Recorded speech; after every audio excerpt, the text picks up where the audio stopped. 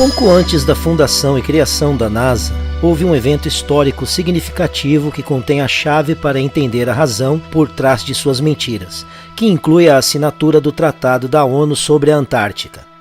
Mas antes de falarmos sobre este evento, é necessário examinar a teoria do Big Bang e qualquer referência histórica a tal fenômeno antes que ela fosse estabelecida em 1929 por Edwin Hubble, que foi influenciado pelos trabalhos de Albert Einstein e George LeMay. Ao traçar através da história as crenças e teorias sobre a origem do mundo que habitamos, descobri várias delas de cunho criacionista, principalmente de natureza semelhante à visão abraâmica da criação. Encontrei também vários trabalhos de filósofos e cientistas como Aristóteles, Immanuel Kant, Johannes Kepler e Isaac Newton, que propunham uma teoria sobre a natureza infinita do universo.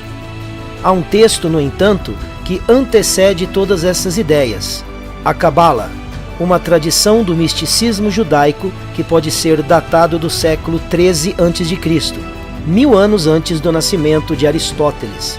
No entendimento tradicional, dizem ter sido originado no tempo do Éden. O relato da Cabala sobre a origem da Terra e do universo é bem complexo, mas o resumo de sua visão pode ser entendido através do conceito de Ein Sof, que se traduz por interminável ou infinito. A Cabala estabelece sua história de origem da seguinte forma.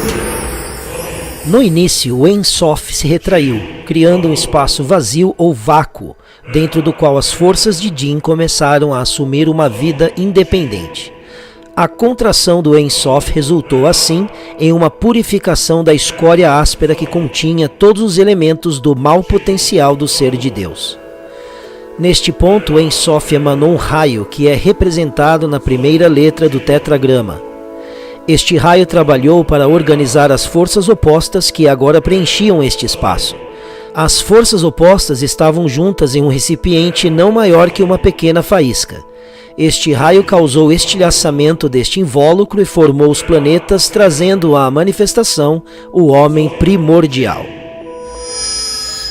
Maimônides, um rabino cabalista do século XIII, resume essa história da origem da seguinte maneira.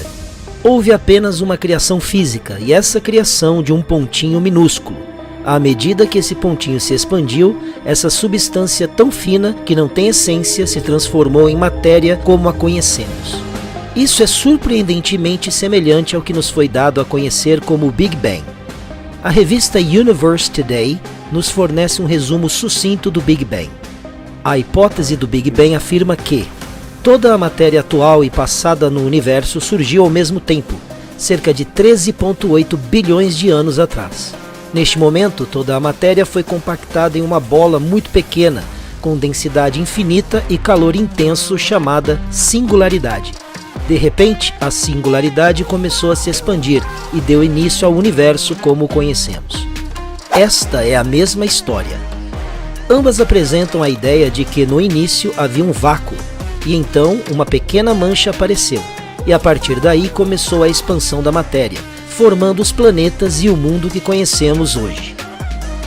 A única diferença é que a Cabala está escrita em um discurso mitológico e o Big Bang é construído em cima de um discurso científico.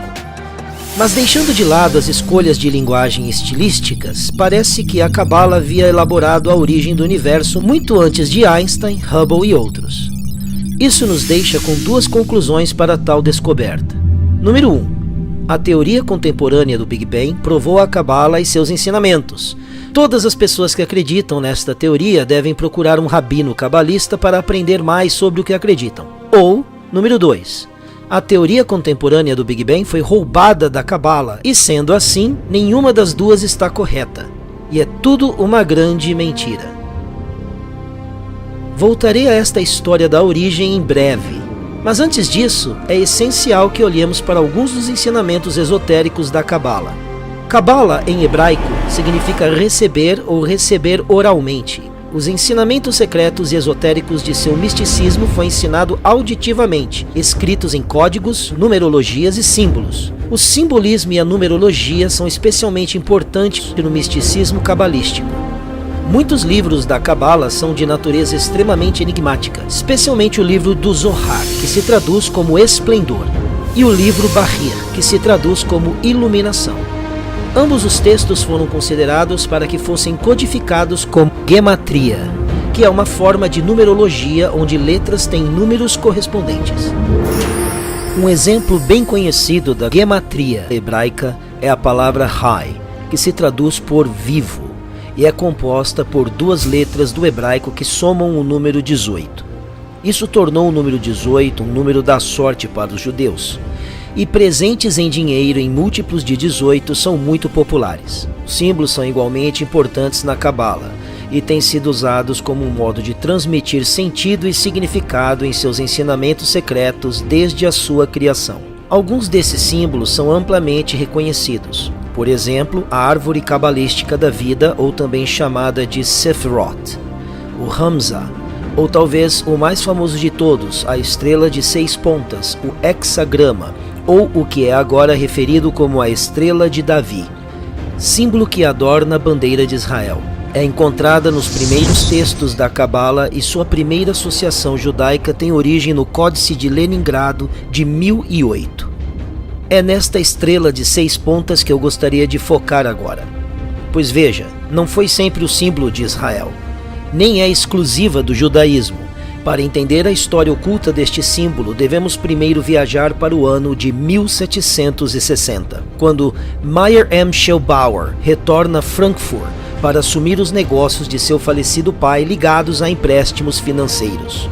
Antes de sua morte e na ausência de seu filho, o pai de Meyer colocou um brasão de armas na frente da entrada do seu escritório de contabilidade para honrar seu nome. O símbolo apresenta um hexagrama contra um escudo vermelho. Foi por causa deste símbolo que Bauer mudou seu sobrenome. Rot em alemão significa vermelho e Schild significa escudo, ou seja, escudo vermelho. Então ele tomou o nome e passou a ser conhecido como Meyer M. Schell Rothschild.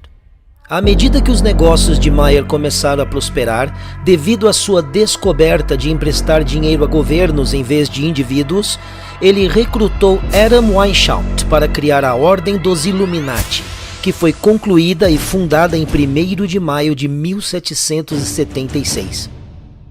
Logo depois, Weishaupt fundiu as doutrinas secretas do Illuminati com a Ordem Continental dos Maçons, que havia sido fundada em 1717 e era bem pacífica até esta fusão. Ele então passou a estabelecer as famosas lojas maçônicas do Grande Oriente para serem a sede dos Illuminati. Ao estabelecer esta ordem, Weishaupt recrutou 2.000 seguidores, incluindo os homens mais intelectuais da área da arte, educação, ciência, finanças e indústria. E lhes deu as seguintes instruções para obterem o controle.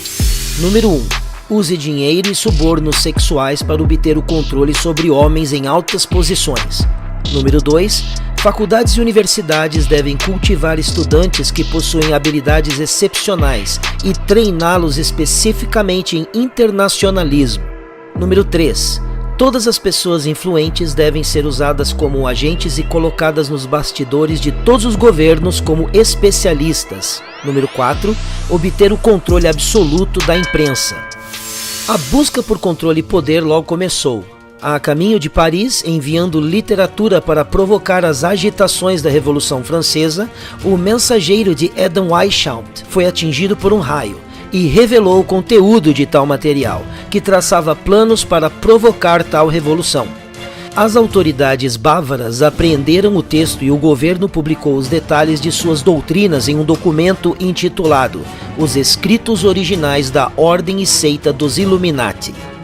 Infelizmente, a Europa não prestou atenção a este aviso e a Revolução Francesa aconteceu, o que gerou muito dinheiro aos Rothschilds por conta das leis que limitavam os impostos da Igreja Romana. Em 1798, John Robinson, um dos principais intelectuais de seu tempo e professor da Universidade de Edimburgo, publicou o livro Provas de uma conspiração contra todas as religiões e governos da Europa, vindas de reuniões reservadas de maçons, Illuminati e sociedades secretas. Mais uma vez, ninguém deu atenção ao aviso de Robinson. Em 1812, Mayer Rothschild morreu e expôs leis específicas para a casa dos Rothschilds, que são: número 1. Somente homens entrarão no negócio. 2. Casar-se para preservar a fortuna. 3. O filho mais velho do filho mais velho deve tornar-se o chefe da família.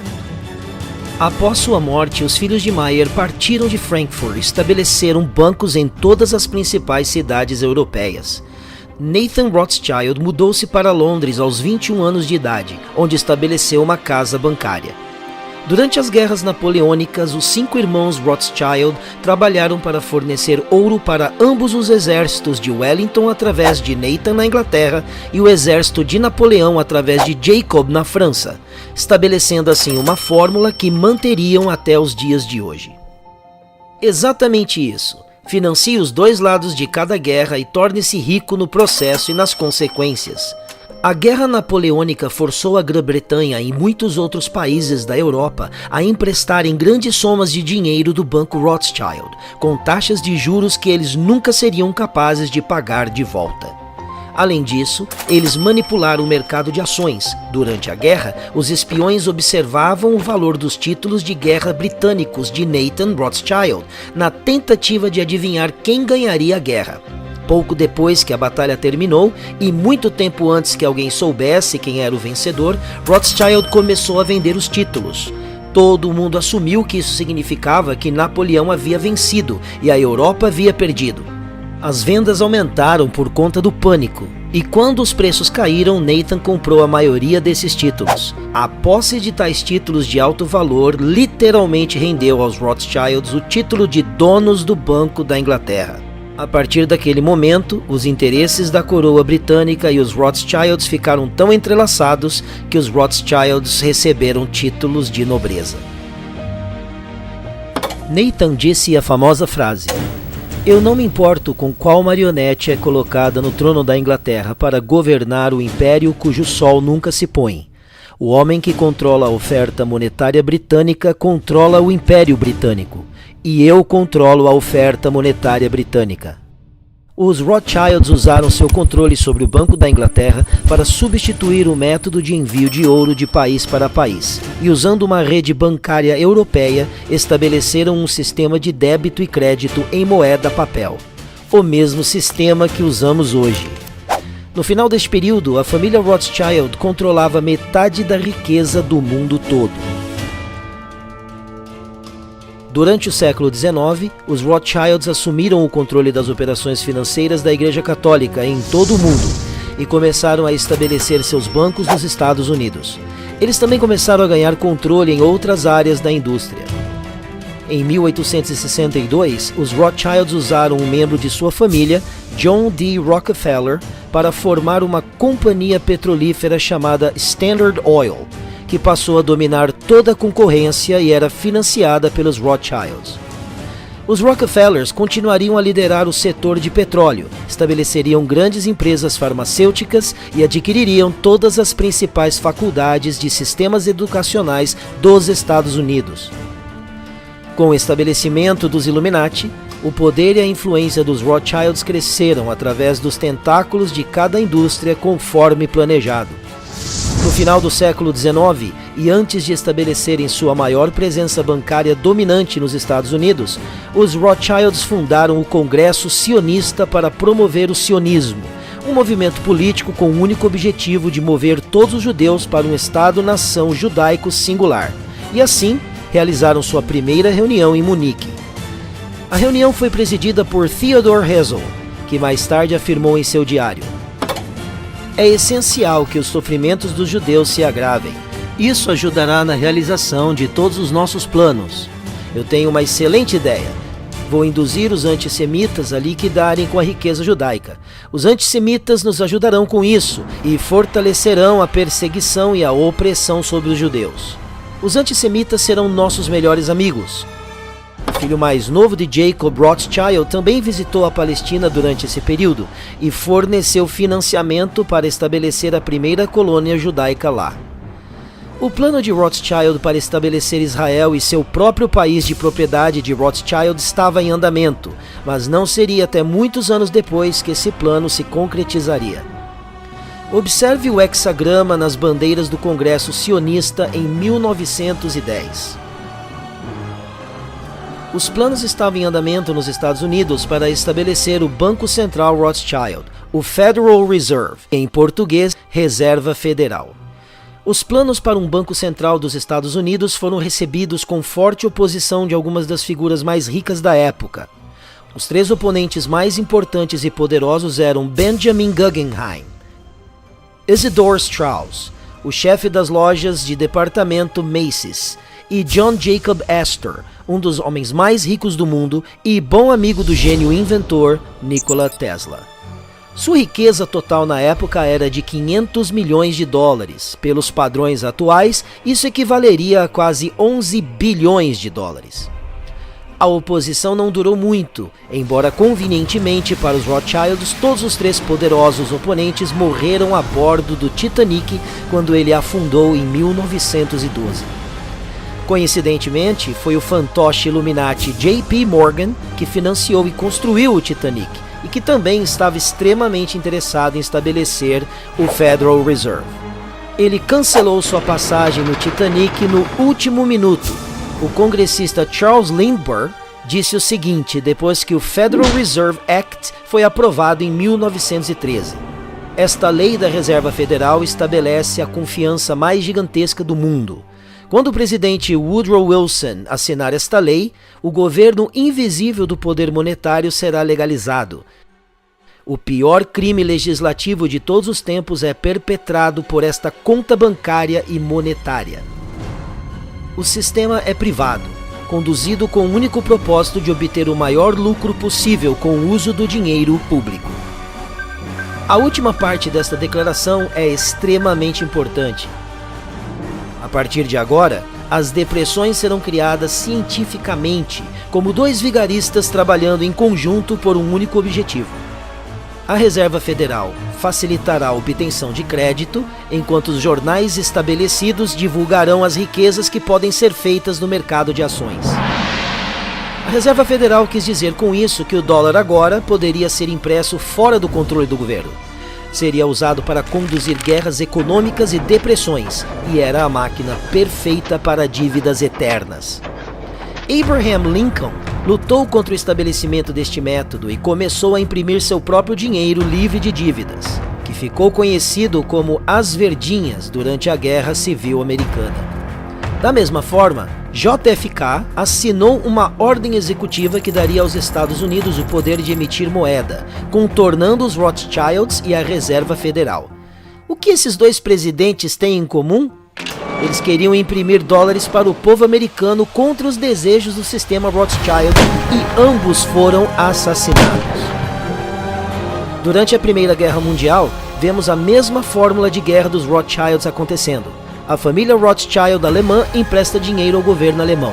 A família Rothschild britânica empresta dinheiro ao governo britânico. E a família Rothschild francesa empresta dinheiro ao governo francês.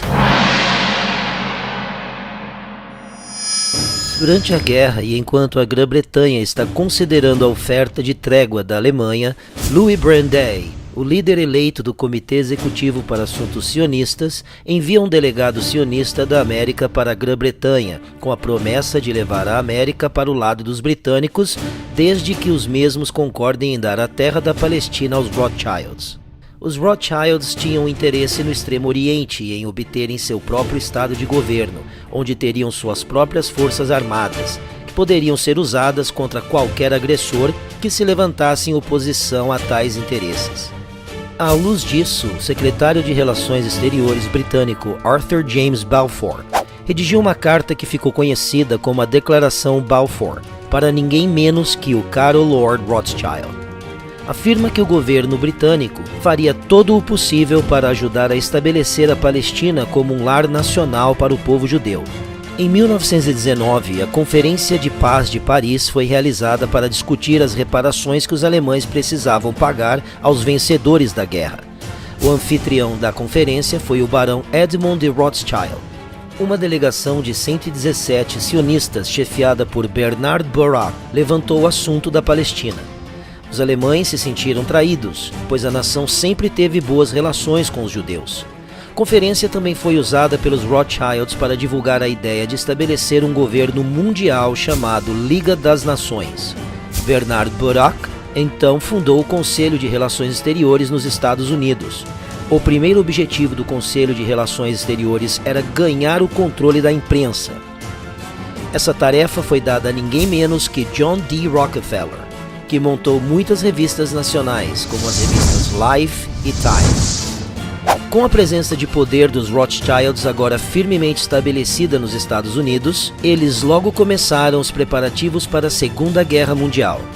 Ao mesmo tempo, Adolf Hitler, o chanceler da Alemanha, estava expulsando os judeus de cargos governamentais. Um fantoche dos Rothschilds, Samuel Ottermeyer, chefe da delegação americana e chantagista do presidente Roosevelt, pediu que todos os americanos destruíssem os produtos fabricados na Alemanha, e assim começou uma grande campanha de propaganda. Uma vez que os efeitos desse boicote começaram a ser sentidos na Alemanha, os alemães, que até então não haviam demonstrado nenhuma violência contra os judeus, simplesmente começaram a boicotar as lojas judaicas da mesma forma que os judeus fizeram com as lojas que vendiam produtos alemães na América.